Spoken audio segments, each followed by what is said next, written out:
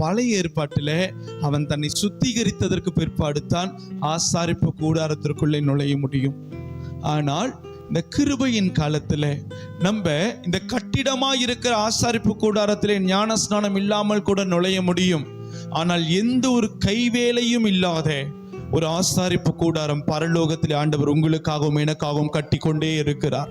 அந்த கட்டிடத்திற்குள்ளே நாம் நுழைய வேண்டும் என்று சொன்னால் நாம் பிதா குமாரன் பரிசுத்த ஆவியானவருடைய நாமத்தினாலே மூழ்கி ஞான ஸ்நானம் பெற்றிருந்தால் மாத்திரமே அந்த மகிமையான ஆசாரிப்பு கூடாரத்திற்குள்ளே நம்மால் உட்பிரவேசிக்க முடியும். கரம் தட்டி கர்த்தருக்கு நன்றி செலுத்துவோம். ஹல்லேலூயா. அப்போ இந்த ஆண்டவருடைய சமூகத்திற்கு நம்ம நுழையும் பொழுது, ஆண்டவருடைய ஆலயத்திற்குள்ளே நம்ம நுழையும் பொழுது, முதலாவது ஞான ஸ்நானத்தினாலே நாம் நம்மை சுத்திகரித்துக் கொள்ள வேண்டும் என்று கர்த்தர் விரும்புகிறார். எந்த ஒரு மனிதன் கர்த்தருடைய பெயரால் மூழ்கி ஞான ஸ்நானம் பெற்றிருக்கிறானோ அந்த மனிதனுடைய பாவங்களை கர்த்தர் கழுவி விடுவார். காயினை கொல்லுகிற யாராக இருந்தாலும் அவர்கள் மேல் 7 பழி சுமரும் அல்லவா?